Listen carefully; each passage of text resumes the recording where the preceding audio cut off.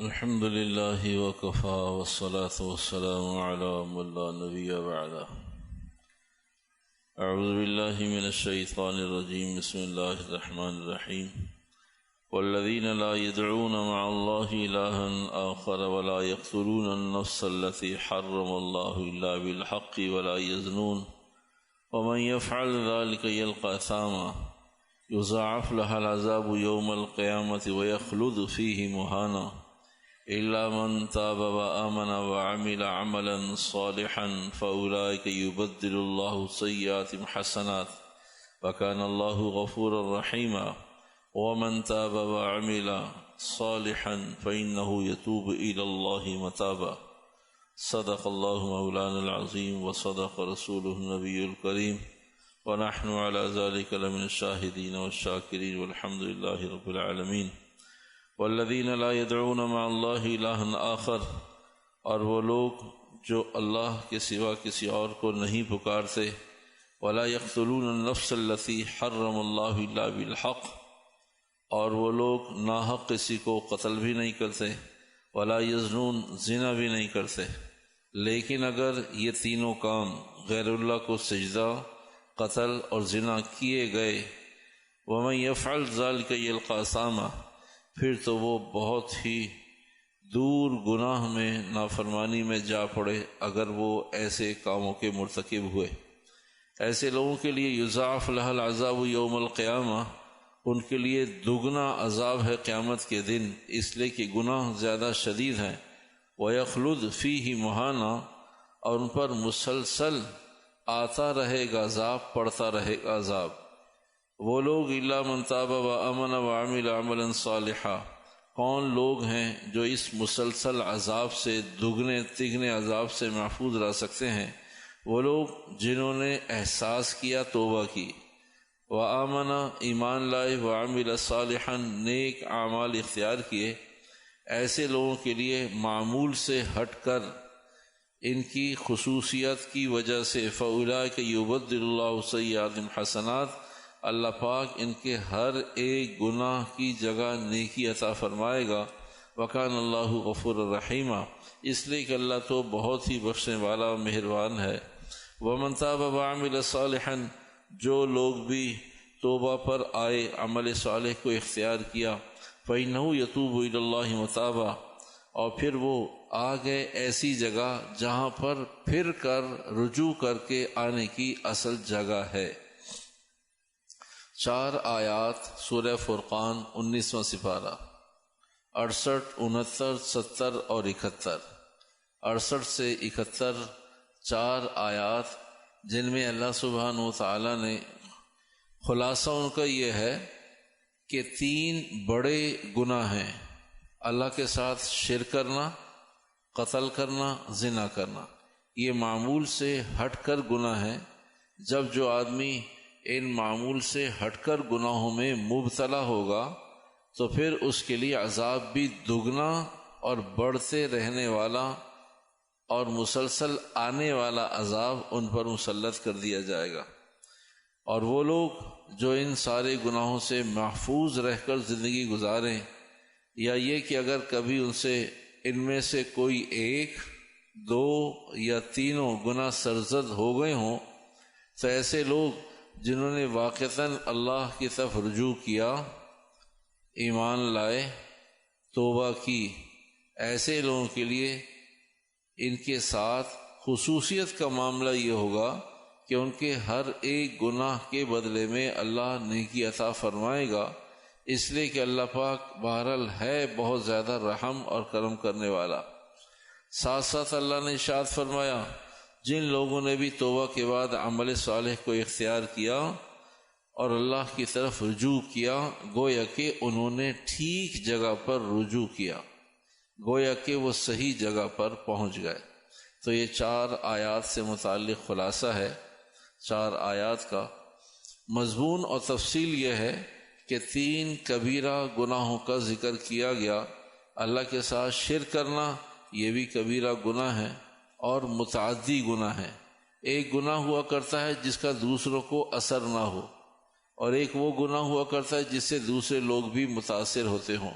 جو گناہ متاثر کیا کرتا ہے اسے متعدی گناہ کہا جاتا ہے.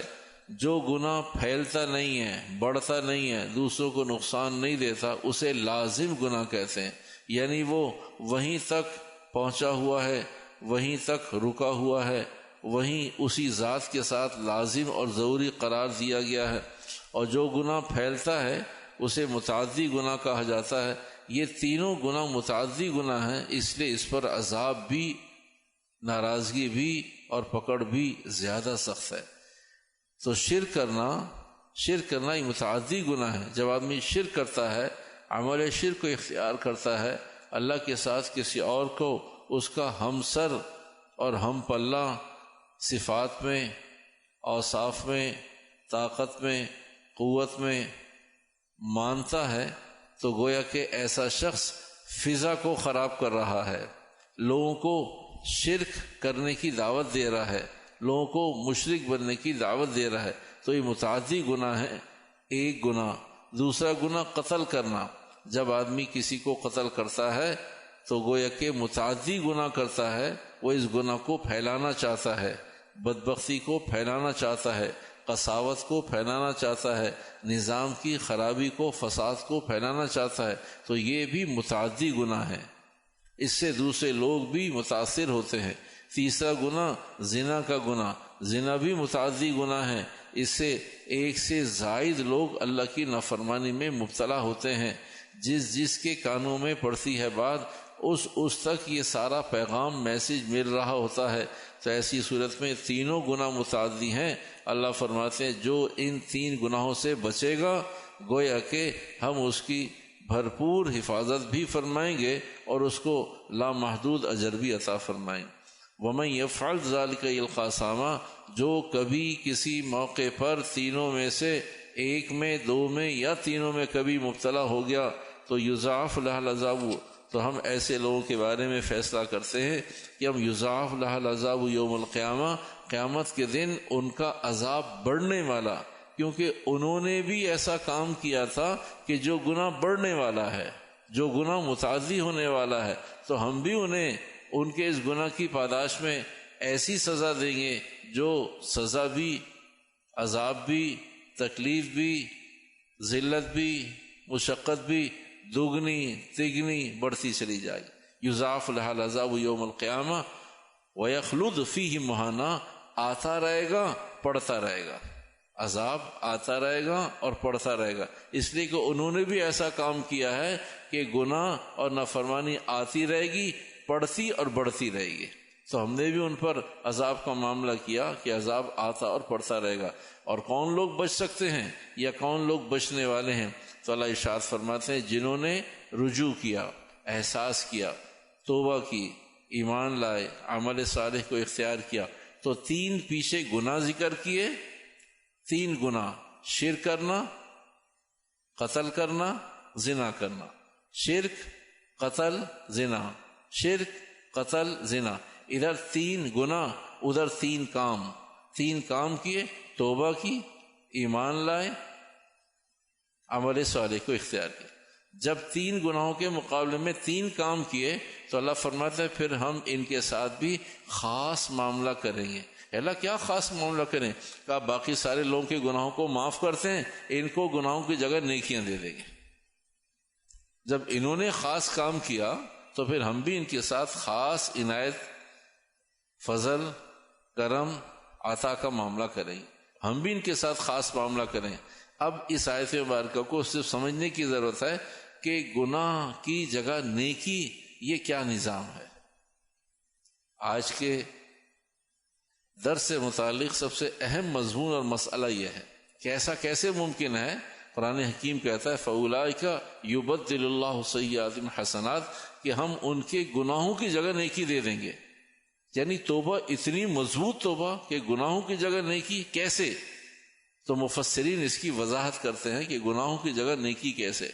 کہتے ہیں گناہوں کی جگہ نیکی ایسے. نمبر ایک، تین چیزیں بتائیں مفسرین نے. نمبر ایک، گناہ کی جگہ نیکی ایسے کہ اللہ سبحانہ وتعالیٰ نے کسی کو توبہ کی توفیق عطا فرمائی. پہلے وہ کافر تھا، اب جب وہ مومن ہو گیا تو پہلے اس کے پاس اسی سینے میں کفر تھا، اللہ نے وہاں پر ایمان رکھ دیا۔ جب وہ کافر تھا تو گناہ کر رہا تھا، اس گناہ کی جگہ اس دل میں اللہ نے نیکی کی محبت ڈال دی۔ پہلے وہ گناہگار تھا، بدعت کو اختیار کرتا تھا، اب اسے سنت کو اختیار کر دیا۔ پہلے وہ مشرک تھا، اب وہ موحد بن گیا۔ تو اس طرح پہلی صورت یہ ہے، مفسرین فرماتے۔ دوسری صورت یہ کہ کسی آدمی کے ساتھ اللہ کا معاملہ یہ ہے کہ اسے اللہ نے توبہ کی توفیق دی، تو جب اسے توبہ کی توفیق ملی تو اسے اپنا گناہ یاد آیا۔ جیسے ہی گناہ یاد آیا ویسے ہی اس نے توبہ کی، تو جیسے ہی گناہ کے بعد توبہ کی ویسے ہی اللہ نے اس گناہ پر ایک نیکی دے دی۔ اللہ میں تو بہت گناہ گار تھا، اچھا اے میرے بندے تو نے رجوع کیا، اللہ میں تو توبہ کرتا ہوں، ہر وقت توبہ کرتا ہوں۔ تو گناہ ایک دفعہ کیا، توبہ بار بار کرتا ہے تو بار بار اس گناہ پر نیکی ملتی ہے۔ یہ مفسرین نے فرمایا دوسرا نقطہ۔ اور تیسرا نقطہ ایک اور بات ارشاد فرمائی جو اس سے بھی زیادہ حساس ہے اور اس سے بھی زیادہ دلچسپ ہے۔ قیامت کے دن ایک آدمی کو، مسلمان کو، سب سے آخر میں جنت میں ڈالا جائے گا، جہنم سے نکالا جائے گا۔ اس کا فیصلہ ہوگا کہ بھئی اس کو جنت میں ڈالنا ہے نہیں، تو سب سے آخری میں فیصلہ ہوگا اس کا کہ بھئی اسے جنت میں ڈال دیا جائے۔ تو اللہ پاک اس سے پوچھیں گے اے میرے بندے تیرے پاس کوئی نیکی بھی ہے؟ اللہ میں نے تو کوئی گناہ کیا ہی نہیں، آپ مجھ سے پوچھتے ہیں نیکی ہے کوئی؟ میرے پاس تو نہیں۔ کہا ہم نے تو تمہیں جہنم میں رکھا ہوا تھا اس لیے کہ تمہارے گناہ تھے۔ یعنی اللہ میں کوئی گناہ نہیں کیا، میں نے کوئی گناہ نہیں کیا۔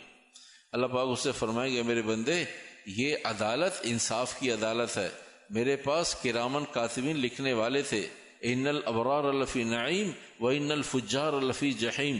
نیکوں کے بھی ہمارے پاس کھاتے موجود ہیں، گناہ گاروں کے بھی کھاتے موجود ہیں۔ لکھنے والے ایسے سنجیدہ کسی کے ساتھ ظلم زیادتی نہیں کرتے، اگر کیا تو لکھی نیکی ہو یا بدی ہو، نہیں کیا تو نہیں لکھی نیکی ہو یا بدی ہو۔ ہمارے پاس ایسا مضبوط سسٹم ہے۔ اللہ بھی میں نے گناہ نہیں کیا، کوئی گناہ نہیں کیا۔ تو جب یہ آدمی کہے گا کہ اللہ میں نے گناہ نہیں کیا، تو پھر اللہ سبحانہ وتعالی اس کو یاد دلائیں گے، کچھ چیزیں یاد دلائیں گے، پھر یہ مان لے گا اللہ میں نے گناہ کیا۔ کہا بتا تو نے گناہ کیا؟ کہا بس یہی کیے جو آپ نے مجھے یاد دلائیں، جو آپ نے مجھے دکھائیں۔ کہا اور تو کوئی گناہ نہیں کیے؟ کہ نہیں اور کوئی گناہ نہیں کیا۔ اے میرے بندے اور کوئی گناہ نہیں کیا۔ پھر اللہ پاک اعلان فرمائیں گے کہ بھئی ہم تجھ سے اس لیے بار بار پوچھ رہے تھے کہ بھئی تو نے کوئی گناہ تو نہیں کیا، گناہ تو نہیں کیا۔ ہم تجھے صرف تیرے گناہوں کو معاف کرنا نہیں چاہتے، ہم چاہتے ہیں تو سب سے آخر میں جنت میں جا رہا ہے تو تجھے ہر ایک گناہ کے بدلے میں ایک نیکی دیں، اس لیے ہم تجھ سے بار بار پوچھ رہے تھے۔ تو جب اسے اطمینان ہو جائے گا کہ اللہ پاک مجھے نیکی دینا چاہتے ہیں، پھر یہ بہت سارے گناہ یاد دلائے۔ اللہ میں نے یہ بھی گناہ کیا، یہ بھی کیا، یہ بھی کیا، یہ بھی کیا۔ اے بندے تو نے تو کہا میں نے گناہ نہیں کیا۔ اللہ مجھے یقین نہیں آ رہا تھا کہ آپ اس گناہ کی جگہ نیکی دیں گے، آپ گناہ کی جگہ نیکی دیں گے۔ اب میں بتاتا ہوں میں نے کتنے گناہ کیے۔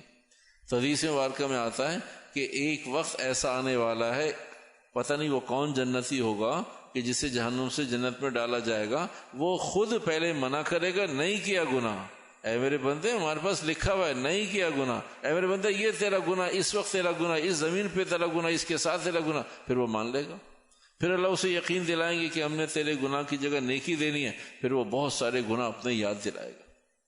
ایک موقع پر حضرت ابو ہریرہ رضی اللہ تعالیٰ عنہ کے پاس ایک پیغام آیا، ایک عورت نے پیغام بھیجا کہ بھئی مجھ سے پہلے گناہ ہوا، پھر وہ بچہ پیدا ہوا، پھر میں نے اس کا گلا گھونٹ دیا، مار دیا، میں نے اسے قتل کر دیا، میں نے اسے، تو میری مغفرت ہے؟ کہنے تھی مغفرت۔ تو لوگوں نے پوچھا اللہ کے نبی علیہ السلام ابو ہریرہ کے پاس ایک مسئلہ آیا تھا، انہوں نے اس کا جواب یوں دیا ہے، صحیح دیا غلط دیا؟ اللہ کے نبی علیہ السلام نے فرمایا ابو ہریرہ پہلے تو یہ بتائیے کہ آپ کو کس نے اختیار و اجازت دیا ہے کہ آپ کہہ دیں کہ مغفرت نہیں ہوگی؟ آپ کا کیا تعلق ہے کہنے سے مغفرت نہیں ہوگی؟ تو آپ نے کیوں کہا مغفرت نہیں ہوگی؟ فرمایا اللہ کے نبی علیہ السلام یہاں دو بڑے کبیرہ گناہ موجود تھے، دو بڑے کبیرہ گناہ موجود تھے، ایک زنا اور دوسرا زنا کے بعد اگر بچہ پیدا ہو ہی گیا ہے تو اس میں اس بچے کا کیا قصور ہے؟ بِأَيِّ ذَنبٍ قُتِلَتْ، قیامت کے دن ایسے بچے پوچھیں گے مجھے بتاؤ تو صحیح میرا قصور کیا ہے، بِأَيِّ ذَنبٍ قُتِلَتْ، مجھے کیوں قتل کیا گیا؟ سورہ تکویر کی آیت ہے بِأَيِّ ذَنبٍ قُتِلَتْ، مجھے بتاؤ تو صحیح میرا کیا قصور ہے؟ قصور تو ان کا ہے جن کی بنیاد پر میں وجود میں آیا یا آئی، بِأَيِّ ذَنبٍ قُتِلَتْ۔ ابو ہریرہ فرماتے اللہ کے نبی کیونکہ ایک زنا کا گناہ اور ایک پھر بچے کو قتل کرنے کا گناہ، تو فرمایا میرا رب کہتا ہے اگر کسی کو میں نے رجوع کی، توبہ کی، احساس کی، ادراک کی توفیق دے دی تو اس لیے دیے کہ میں اسے معاف کرنا چاہتا ہوں، میں اسے معاف کرنا چاہتا ہوں۔ ایک بوڑھا آدمی بہت کمزور ضعیف سا اللہ کے نبی علیہ الصلوۃ والسلام کے پاس آیا۔ اللہ کے نبی علیہ الصلوۃ والسلام پہلے یہ بتائیے کہ میری مغفرت ہو سکتی ہے؟ فرمایا کیا کیا تم نے؟ کہا بہت گناہ کیے۔ کہا جتنے بھی گناہ کیے ہیں تمہاری مغفرت ہو سکتی ہے؟ فرمایا نہیں، مجھے بتائیں، یقین دلائیں میری مغفرت ہو سکتی ہے؟ کہا وہی ہو سکتی ہے۔ کہا آپ کو نہیں معلوم میرے گناہ بہت ہیں؟ اللہ کے نبی نے فرمایا میں تھوڑی کہہ رہا ہوں کہ مغفرت ہو سکتی ہے، میرا رب کہہ رہا ہے کہ ہو سکتی ہے۔ کہا میں تو اپنے رب کی بات نقل کر رہا ہوں، میرے رب نے کہا ہے ہو سکتی ہے۔ تو پہلے اس بوڑھے آدمی نے یقین کیا کہ میری مغفرت ہو جائے گی، پھر مسلمان ہو۔ آج کے مضمون سے متعلق آخری بات، جب گناہ پر توبہ بڑی ہوتی ہے تو پھر اللہ کی مدد بھی بڑی آتی ہے۔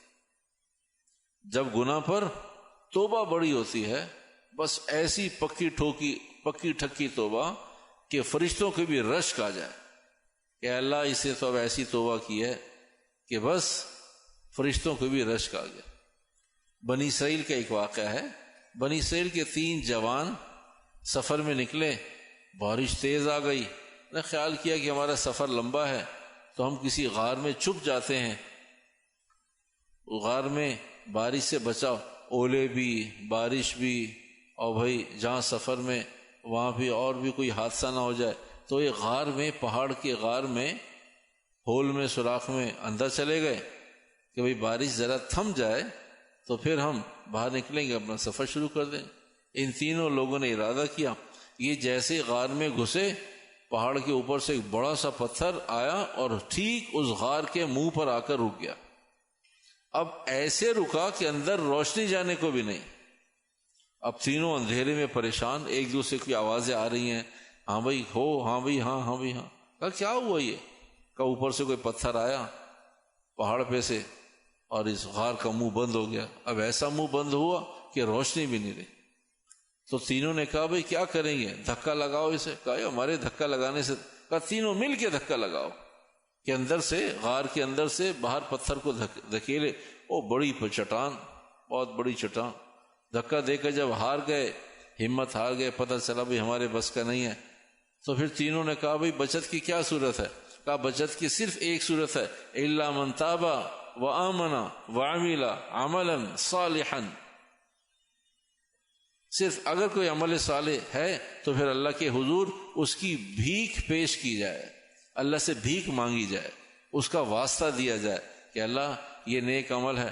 تو پھر ایک آدمی نے کہا بھائی ہے کوئی عمل؟ کہا جی سوچو اپنے۔ تو پھر تینوں سر جوڑ کر بیٹھے، وہی کوئی پوری زندگی میں کوئی نیک عمل ہو اور امید ہو کہ بھائی وہ نیک عمل اللہ کے یہاں قبول ہو گیا ہو، اور ایسا ہو کہ جس پر اطمینان ہو کہ بھئی یہ عمل واقعتاً قبول ہوا ہوگا، واقعتاً قبول ہوا ہوگا۔ اگر امید ہو کہ بھئی وہ عمل قبول ہوگا تو اس کا واسطہ دو اللہ کو۔ اس سے پہلے کہ یہ واقعہ پورا کروں ایک بات اور آپ کو بتا دوں۔ ایک زمانہ گزرا ہے، بخل کا بھی زمانہ عروج پر تھا، قسم پرسی کا زمانہ بھی عروج پر تھا۔ کچھ لوگوں میں شرط لگ گئی کہ جو آدمی ایک رات قبر میں گزار دے اسے 1 دینار انعام میں دیا جائے گا۔ اس زمانے میں دراہم و دینار ہوا کرتے تھے، کرنسی نوٹوں کی شکل میں نہیں ہوتی تھی. کہا ایک دینار سونے کا ایک سکہ دیا جائے گا. ایک بہت بخیل آدمی تھا، اسے کہا جی میں رہوں گا. کہا جی سوچ لو قبر میں رات ہم بند کریں گے جیسے اوپر قبر بند کی جاتی. کہا بالکل بند کر دو. بخیل ترین آدمی ہے، ابخل ترین آدمی ہے، اشد بخیلا، زمانے کا بخیل آدمی. کہا ایک رات تو گھر میں رہنی ہے تو آدمی قبر میں گزار لے گا، اور صبح ایک دینار پکا ہے. اگر موت آنی آ جائے گی، نہیں آنی ہوگی تو دینار تو کہیں نہیں گیا. اللہ کی شان صبح جب لوگوں نے اسے قبر سے نکالا تو اس کی جو حالت تھی، کہا بھائی کیا حال ہے؟ کہا جی ساری زندگی میں نے ایک روٹی اللہ کے نام پہ صدقہ دی تھی، ایک روٹی اللہ کے نام پہ صدقہ دی تھی. اللہ نے قبر میں جیسے میں اندر گیا تم لوگوں نے اوپر سے قبر بند کی، اللہ نے ایک مہمان اژدہا بھیج دیا، موٹا سا سانپ بھیج دیا. کہ وہ سانپ مجھے پھنکار مارتا، ڈنگ مارتا تو وہ ایک روٹی جو میں نے دی تھی وہ آگے آ جاتی. کہ جس طرف سے وہ گھوم پھر کے اور وہ مٹی میں سے گھس کے آتا کہ مجھے ڈنگ مارنے کے لیے، ڈسنے کے لیے، جہاں وہ ڈنگ مارتا وہاں وہ روٹی آگے آ جاتی. تو کہا بھائی میں نے تو اب نیت کر لی کہ اپنا سارا مال اللہ کے نام پہ دے دوں، اس لیے کہ پتہ نہیں ساری زندگی میں ایک روٹی قبول ہوئی ہے، جو میرے پاس مال موجود ہے وہ ان میں سے بھی کوئی ایک آدھ روٹی قبول ہوتی ہے نہیں ہوتی. تو بنی اسرائیل کے لوگوں نے اپنے اللہ کو واسطہ دیا کہ اللہ میں ایک نیکی کا واسطہ دیتا ہوں. وہ نیکی یہ ہے کہ میرے پاس ایک ملازم تھا، وہ بغیر بتائے چھوڑ کر چلا گیا. اس کا جو محنتانہ تھا، روزینہ تھا، ڈیلی ویجز پر ایک دن کی جو اس کی روزی تھی، تو وہ میں نے ایک جانور خریدا اور اپنے جانوروں میں ملا دیا. اس سے جانور بڑھتے چلے گئے، اور جب وہ کئی سالوں کے بعد آیا تو اس کا بہت بڑا ریوڑ تیار ہو گیا تھا. اللہ نے ایسی برکت دی، غیر معمولی برکت. وہ میرے پاس آیا کہ بھئی تجھے یاد ہے میں تیرے پاس ملازم تھا؟ ہاں مجھے یاد ہے. کہا تجھے یاد ہے کہ میں بغیر بتائے چلا گیا؟ مجھے یاد ہے. کہا تجھے یاد ہے کہ تو نے میرا محنتانہ دینا تھا؟ کہا مجھے یاد ہے. کہا تیری مہربانی وہ میرا محنتانہ دے دے، آج میری ضرورت ہے، کئی سالوں کے بعد میں مقروض ہو گیا ہوں. کہا یہ جتنا وادی کے اندر ریوڑ اور جانور مجھ سب تیرے ہیں. کہا مذاق نہ کر مجھ سے، مجھے تو میرا محنتانہ دے دے. کہا پھر میں نے اس کو یقین دلایا کہ وہ تیرے پیسوں سے ایک میں نے دمبی خریدی تھی، اس دمبی میں اللہ نے ایسی برکت دی کہ جانور بڑھتے چلے گئے، تو آیا نہیں اور اتنا بڑا مجھے بھی نہیں معلوم کیسے. تو کہا اے اللہ میں نے جب اسے یقین دلایا کہ یہ تیرے مال کی برکت ہے اور یہ سارا ریوڑ تیرا ہے، تو وہ ایسا اچھا مسلمان تھا، اس نے سارا ریوڑ ہانکا اور لے کر چل پڑا، اور اللہ میں نے خوشی خوشی اسے دے دیا. اگر یہ تیرے ہاں یہ عمل قبول ہے، تیرے ہاں یہ عمل قبول ہے، تو اے اللہ اس چٹان کو ہلا دے، ہماری جان بخشی ہو جائے. تو یہ عمل کا واسطہ دینا تھا، تو چٹان خود ہی اللہ کی طرف سے تھوڑی سی سرک گئی تو اس میں سے کچھ روشنی آنے لگی. تو دوسرے دو کی ہمت ہوئی، کہا تم بھی سوچو بھائی، میرے پاس تو ساری زندگی میں ایک ہی وعمل عملا صالحا، ایک نیک عمل تھا اور وہ اللہ نے قبول کر لیا. یہ اس بات کی علامت ہے کہ اللہ کے یہاں قبول ہو گیا. تو دوسرے آدمی کی ہمت ہوئی، بھائی میں بھی سوچتا ہوں کہ اللہ میں صبح سے شام تک بکریاں چراتا تھا، اور شام کو جب بکریوں کا دودھ دوہ کر نکال کر لاتا، پہلے اپنے ماں باپ کو دیتا اور پھر اپنے بچوں کو دیتا. ایک موقع پر مجھے بکریاں چرانے میں، دودھ دوہنے میں، دودھ اکٹھا کرنے میں، ماں باپ تک پہنچانے میں، ماں باپ کو دینے میں تاخیر ہو گئی، میرے ماں باپ سو گئے. اے اللہ میں اپنے ماں باپ کے سرہانے ساری رات کھڑا رہا. میرے بچے میرے ماں باپ کے دودھ پینے کے بعد پیا کرتے تھے، وہ عادی تھے اس کے. جس رات کو مجھے تاخیر ہو گئی اس رات کو میں پہلے اپنے ماں باپ کو دیر اور تاخیر کی وجہ سے وہ ساری رات سوتے رہے، میں ساری رات ان کے سرانے کھڑا رہا، اور ساری رات میرے بچے میرے پیر میں روتے رہے، بلکتے رہے. اے اللہ اگر یہ تجھے عمل پسند ہے تو اس چٹان کو ہلا دے. اور یہ کہنا تھا کہ چٹان سرک گئی، روشنی آنے لگی، لیکن بندہ باہر پھر بھی نہیں جا سکتا. اب دونوں نے کہا تیسرے سے کہ بھائی تیرے پاس بھی کوئی نیک عمل ہے؟ کہا جی مجھے تو یاد آتا نہیں ہے، مجھے تو یاد ہی نہیں کوئی نیک عمل ایسا ہو جس میں اللہ کو کہا پھر بھی سوچ لے بھائی. تو کافی دیر کے بعد کہا بھائی ایک عمل ہے ایک عمل ہے لیکن حیا آتی ہے، ایک عمل ہے لیکن حیا آتی ہے کہ تمہارے سامنے کیسے تم تو اللہ سے اظہار کرتے رہے، بولتے رہے، کہتے رہے، ہم بھی سنتے رہے، پہلے نے کہا، دوسرے دو نے سنا، دوسرے نے کہا، دوسرے دو نے سنا، تیسرا کہے گا، پھر دو سنیں گے. کبھی ایک عمل ہے لیکن حیا آتی ہے. کبھی اس وقت مسئلہ حیا کا نہیں ہے، اس وقت تو مسئلہ حیات کا ہے، زندگی کا ہے. تیری مہربانی بھائی، تو بے حیا بن کر اپنے اللہ کو پیش کر دے. اپنے عمل اگر قبول ہوگی تو جان بخشی ہو گئی، ورنہ تو ہم یہاں مر جائیں گے.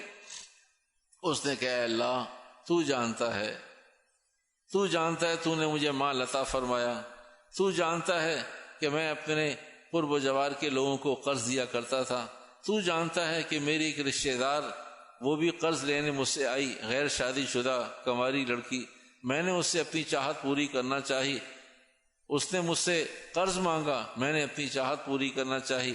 اے اللہ وہ راضی بھی ہو گئی، وقت بھی طے ہو گیا. پھر جب مجھے چاہت کا اختیار، اپنی ضرورت کا اختیار مل گیا تو اس نے مجھ سے کہا اللہ سے ڈر، ایسا نہ کر، اللہ کی پکڑ سے ڈر. اللہ سے تیرے نام کی برکت سے میں نے اسے قرض دیا ہوا معاف کر دیا، ہمیشہ کے لیے اس کی جان خلاصی کر دی. اور میں نے گناہ سے توبہ کی کہ اللہ جب یہ تجھ سے ڈرتی ہے تو میں کیوں نہیں ڈرتا؟ تو نے مجھے صحت دی، تو نے مجھے مال عطا فرمایا، اس کی مجبوری سے میں فائدہ اٹھاؤں جبکہ میری رشتہ دار لڑکی بھی ہے. اللہ میں نے صرف تیرے خوف کی وجہ سے اس وقت اس گناہ سے، معصیت سے، نافرمانی سے، خواہش پہ چلنے سے، اپنے اندر کی چاہت کو پورا کرنے سے، جہنم کو بجھانے سے اللہ میں رک گیا. اگر تجھے میرا عمل پسند ہے تو ہماری جان بخشی کر دے. یہ کہنا تھا کہ وہ چٹان اپنی جگہ سے ہلی نہیں، ایسے گر گئی جیسے کبھی لگی بھی نہیں تھی. تو اس وقت لوگوں کی بات سمجھ میں آئی، جتنی بڑی توبہ اتنی بڑی مدد، جتنا اللہ کے لیے اخلاص کے ساتھ کوئی عمل اتنا بڑا اللہ کا فیصلہ. تو اللہ سبحانہ وتعالیٰ فرماتے ہیں سورہ فرقان میں کہ جو آدمی بھی شرک کرے گا، قتل کرے گا، زنا کرے گا تو ہم اسے وَيَخْلُدْ فِيهِ مُهَانًا ذلت میں پھنسا دیں گے. اور جو بچے گا إِلَّا مَنْ تَابَ وَآمَنَ وَعَمِلَ عَمَلًا صَالِحًا فَأُولَٰئِكَ يُبَدِّلُ اللَّهُ سَيِّئَاتِهِمْ حَسَنَاتٍ. یہ واقعات قرآن حکیم نے صرف اس لیے بتائے ہیں، قرآن حکیم کی آیات میرے آپ کے کانوں میں اور میرے آپ کے سینوں میں اللہ نے اس لیے اتار دی تاکہ امت مسلمہ یہ جان لے کہ اصل توبہ ہے، اصل توبہ ہے، اصل رجوع ہے، اصل اللہ سے مدد مانگنا ہے، اصل اللہ سے حفاظت مانگنا ہے. اے اللہ فتنے کا دور ہے، گناہ کر کے توبہ کریں پھر تو اسے جنت لیں. اے اللہ گناہ سے بچنے کی توفیق دے، توبہ کریں اور جنت دے. اللہ پاک عمل کی توفیق عطا فرمائے. الحمد للہ رب العالمین والعاقبۃ للمتقین والصلاة والسلام علی سید الانبیاء والمرسلین برحمتک یا ارحم